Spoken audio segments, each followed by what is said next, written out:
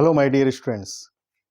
पिछले लेसन में हमने कार्बोनिल कंपाउंड के प्रिपरेशन के मेथड्स देखे थे और आज हम उसी क्रम में कीटोन बनाने की विधियां देखेंगे।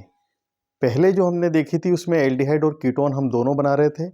आज हम केवल कीटोन बनाने की विधियां देखेंगे। तो देखिए, सबसे पहला है सक्रिय मेथिलीन समूह वाले यौगिकों का कीटोनी अपघटन कराने पर। देखिए यहाँ पर CH3CO CH2 COOC2H5 इसको बोलते हैं एसीटो। ये ग्रुप एसीटो एसिटिक एस्टर है, या इसको एथिल एसीटो एसीटेट भी बोलते हैं। जब इसका डाइल्यूट बेरियम हाइड्रोक्साइड की प्रेजेंस में हाइड्रोलाइसिस यानी जल अपघटन किया जाता है तो जल अपघटन कुछ इस तरह से होता है। यहाँ पर जो हमने ये वर्ड दिया है सक्रिय मेथिलीन, सक्रिय मेथिलीन किसे कहते हैं? जो CH2 समूह, ये वाला देख लीजिए, दो फंक्शनल ग्रुप के बीच में है, एक तो कीटोन और एक एस्टर के बीच में CH2 समूह है। तो जिसमें भी ये CH2 समूह दो फंक्शनल ग्रुप के बीच में होगा उन्हें हम सक्रिय मेथिलीन वाले समूह कहते हैं। अब जब इसका जल अपघटन होता है तो वो इस तरीके से होता है कि ये यहाँ से ब्रेक होता है और H2O में से एक H तो यहाँ और OH जो बचा है वो इस C2H5 के पास जाता है। तो H और OH इन दोनों से रिएक्शन कर गया और यहाँ पर ये CO2 गैस निकल जाती है। तो देखिए CH3CO और ये पूरा CH3 ग्रुप यहाँ बन गया, यानी ये प्रोपेनॉन का फॉर्मेशन हो गया। CO2 यहाँ बाई प्रोडक्ट के रूप में और एथेनॉल भी बाई प्रोडक्ट के रूप में यहाँ निकलता है। तो ये हमारी कीटोनी अपघटन वाली रिएक्शन कहलाती है। नेक्स्ट देखते हैं हम द्वितीयक एल्कोहल के ऑक्सीकरण से, यानी सेकेंडरी एल्कोहल के ऑक्सीडेशन से भी हम एसीटोन यानी प्रोपेनॉन बनाएंगे। तो यहाँ पर ये हमारे पास प्रोपेन 2ऑल है। इसे सेकेंडरी एल्कोहल इसलिए कहते हैं कि OH जिस कार्बन से जुड़ा हुआ है वह अन्य दो कार्बन वाले समूहों से यानी मेथिल समूह से जुड़ा हुआ है। तो जिस कार्बन से OH जुड़ा हुआ हो वो अन्य दो कार्बन से जुड़े तो उसे 2 डिग्री या सेकेंडरी एल्कोहल बोलते हैं। जब इसका ऑक्सीडेशन कराते हैं तो क्या होता है, यहाँ से एक H, यहाँ से H और ये O मिलकर के वाटर मॉलिक्यूल यानी जल का अणु बनाते हैं।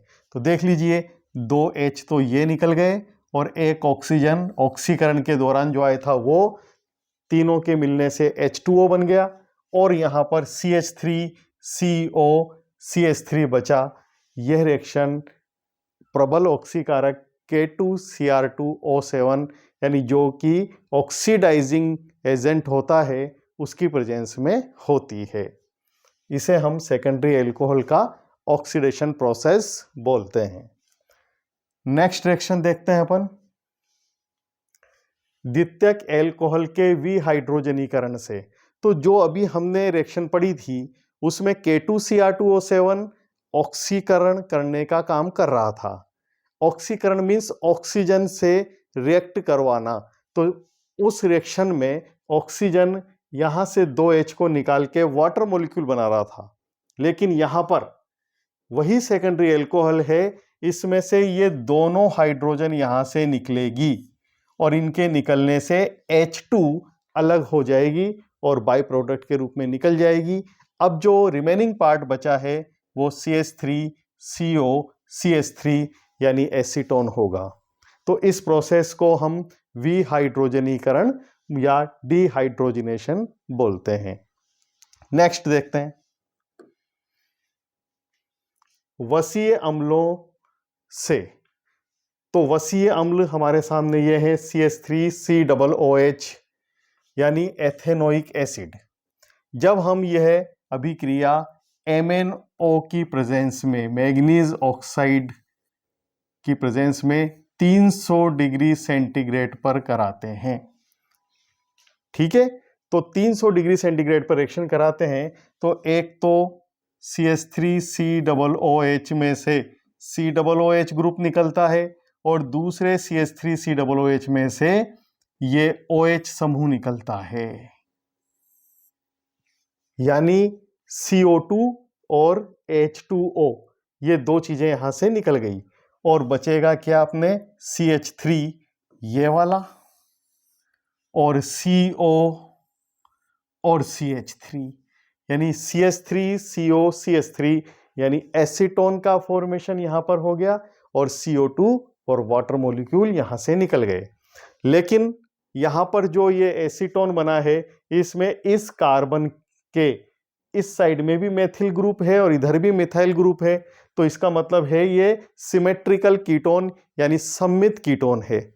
अगर हमें असममित कीटोन बनाना है तो हम देखिए यहां पर CH3COOH था, सेम वो ही यहां पर लेंगे, लेकिन यहां पर C2H5 वाला फंक्शनल ग्रुप लेंगे। तो यानी ये हमने जो कंपाउंड लिया है वो है 2 कार्बन यहां, एक यहां, यानी प्रोपेनोइक एसिड, ये हमारा प्रोपेनोइक अम्ल है और ये वाला हमारा एथेनोइक अम्ल है।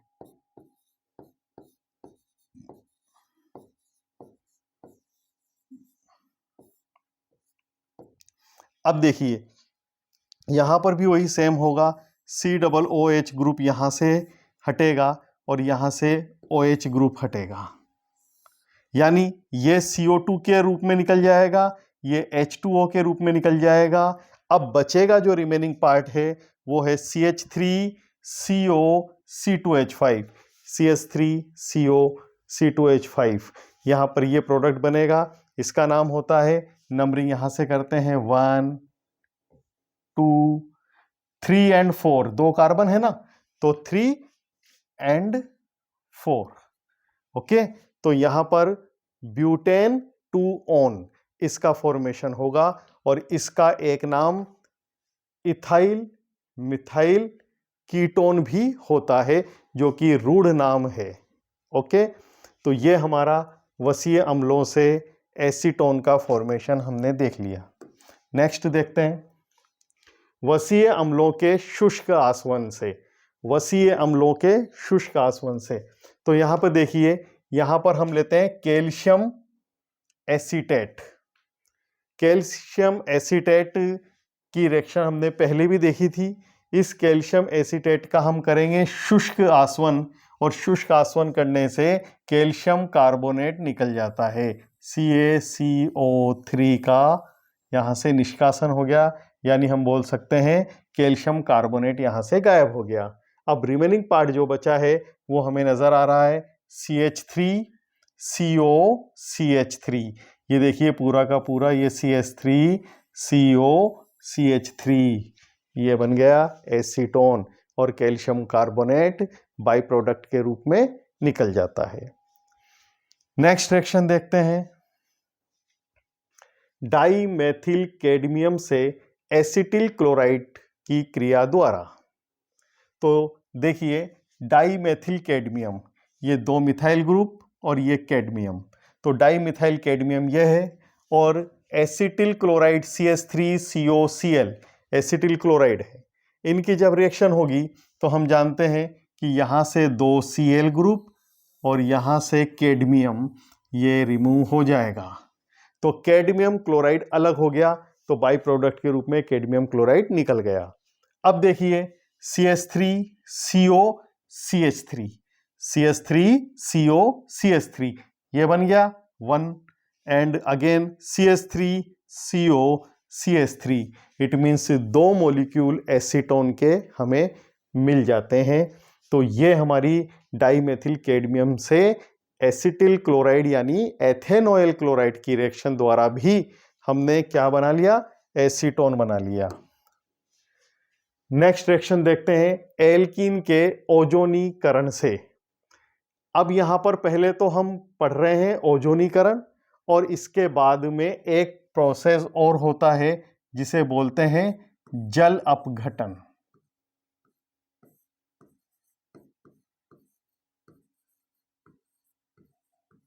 ओजोनीकरण और जल अपघटन दोनों को मिलाकर के एक साथ जो बोलते हैं वह बोलते हैं हम, इन दोनों को मिलाकर के ओजोनी अपघटन।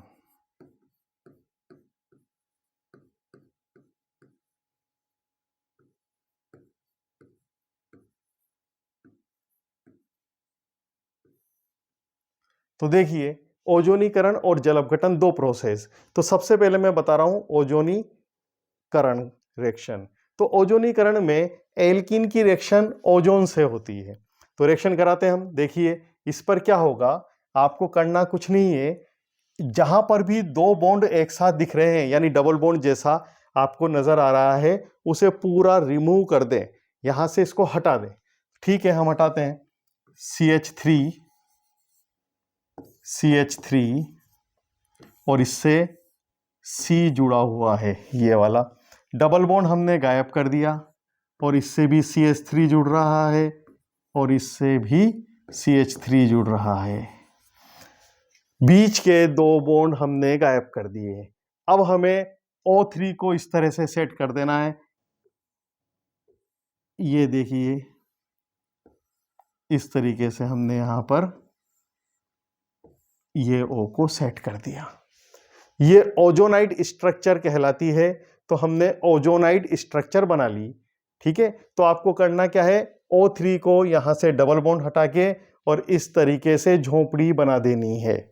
ओके, अब इसके बाद हमारा अगला प्रोसेस आएगा जल अपघटन। तो जल अपघटन हम कैसे करते हैं? तो जल अपघटन H2O से होता है in presence of zinc metal. Zinc की उपस्थिति में H2O से रिएक्शन होती है। तो इसके लिए आप सिंपल टेक्निक यूज करना कि यहां पर Y लिख देना।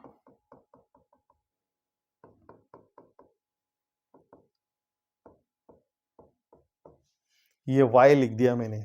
ये Y किस किस को कट कर रहा है? तो देखो CH3 CO CH3, और इधर से भी देखो CH3 CO CH3, यानी ये पोर्शन अलग हो गया, ये पोर्शन अलग हो गया। अब ऊपर क्या बचा? O। ये ऑक्सीजन H2O के साथ मिलकर के क्या बनाएगा?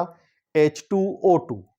ठीक है, तो पहले तो मैं मेन प्रोडक्ट बना देता हूं CH3 CO CH3।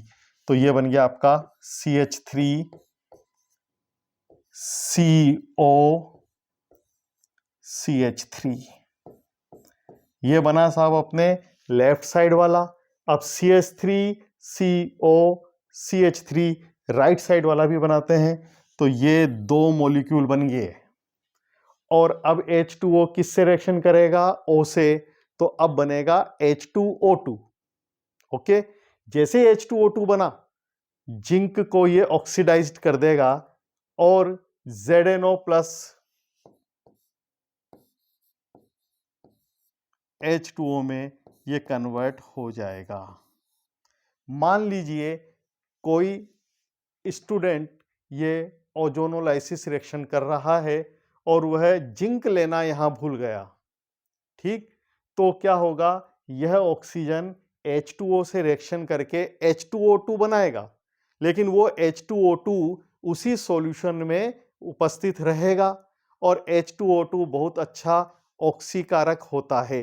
तो ये तुरंत इसका क्या कर देगा? ऑक्सीकरण कर देगा, और ऑक्सीकरण होने से ये यहां से ब्रेक डाउन होकर के एक 2 कार्बन वाला एसिड और 1 कार्बन वाला एसिड मींस एथेनोइक अम्ल और मेथेनोइक अम्ल बना लेगा। ठीक है, तो हमें जिंक लेना बहुत जरूरी है ताकि रिएक्शन के दौरान बनने वाले H2O2 को वापस से ये H2O में कन्वर्ट कर सके, और उसकी ऑक्सीजन जो है वो कौन ले ले? जिंक ले ले। मतलब मैं आपको लिख के बताता हूं रिएक्शन कि जो H2O2 बनता है,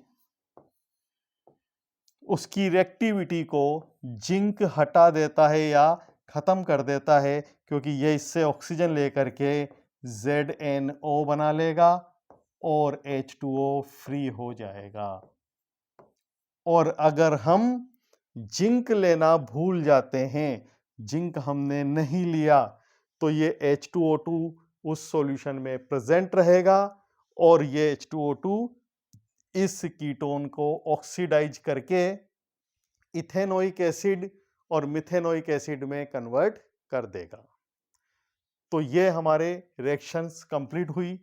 अब हम देखते हैं इनके भौतिक गुण एल्डिहाइड और कीटोन्स के। तो देखिए, एल्डिहाइडों की अरुचिकर एवं तीखी गंध होती है, यानी इनकी जो स्मेल होती है वो इस तरीके की होती है कि जिसे हम जब सूंघते हैं तो हमें वह अच्छी महसूस नहीं होती और हमारी नाक में एक तीखा तीखा सा ऐसा महसूस होता है कि कोई बहुत तीक्ष्ण गंध वाली, पंजेंट स्मेल वाली कोई गैस हमने सूंघ ली है, तो ऐसी तीक्ष्ण गंध होती है। जबकि कीटोनों की जो गंध होती है वो थोड़ी मधुर होती है। जैसे आपने नेल पॉलिश रिमूवर जो आता है, नेल पेंट रिमूवर, उसकी जो स्मेल होती है वो कीटोन की ही स्मेल होती है, जो कि हमें अच्छी लगती है।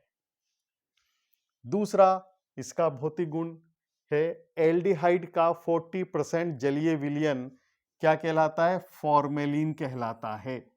फॉर्मेलिन एक सॉल्यूशन होता है जिसमें बायोलॉजी के प्रैक्टिकल के दौरान आपने देखा होगा कि मृत जीवों को परिरक्षित करने के लिए, यानी सड़ने से बचाने के लिए, वो एक केमिकल में डुबो करके उनको रखते हैं।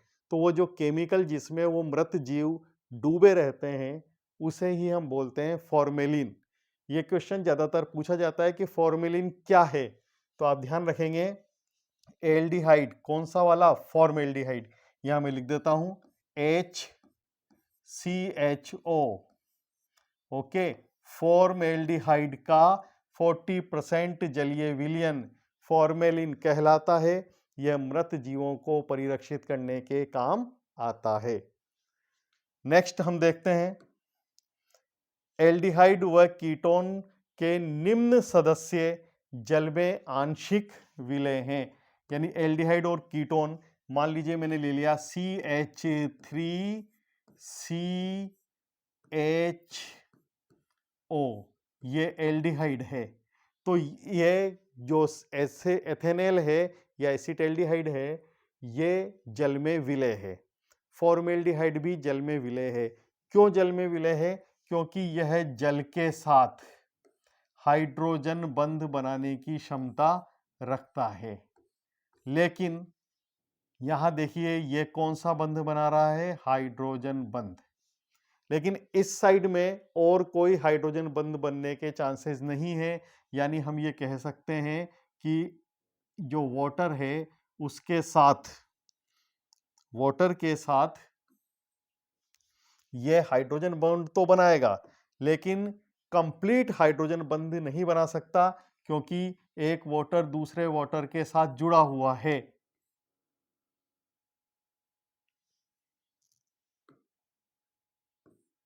इस तरीके से अब देखिए ये तो एक चेन बनती जा रही है, लेकिन ये यहां पर आकर के ब्रेक हो गया, क्योंकि ये H इस ऑक्सीजन से बॉन्ड तो बना लेगा, लेकिन अब ये और आगे नहीं बना पाएगा। इसका मतलब है ये कंप्लीटली सोल्यूबल नहीं हो पाएगा। इसलिए हम कहते हैं एल्डिहाइड और कीटोन के निम्न सदस्य यानी कम कार्बन वाले जो होंगे वो जल में आंशिक विलय होंगे। ऐसे कैसे? अगर हम कीटोन बना दें CH3COCH3, तो ये भी किसके साथ हाइड्रोजन बॉन्ड बनाएगा? वाटर के साथ, और ये भी उसमें विलय हो जाएगा, लेकिन कंप्लीटली सोल्यूबल नहीं होगा, क्योंकि इसके दोनों एंड्स पर वाटर मॉलिक्यूल इसको बांधे नहीं रख रहे हैं। इसलिए कीटोन भी आंशिक विलय होगा। तो ठीक है दोस्तों, हमने आज एल्डिहाइड और कीटोन्स को बनाने की सारी विधियां और उसके भौतिक गुण यानी फिजिकल प्रॉपर्टीज देख ली। नेक्स्ट वीडियो में हम इसकी केमिकल प्रॉपर्टीज और एल्डिहाइड और कीटोनों के कुछ स्पेसिफिक टेस्ट हैं वो देखेंगे। तो मुझे लगता है वीडियो आपको पसंद आई होगी, और जो मैंने पढ़ाया वो आपको समझ में आया होगा। कोई अगर बात समझ में नहीं आए तो आप कमेंट सेक्शन में लिख करके पूछ सकते हैं। Okay, thank you.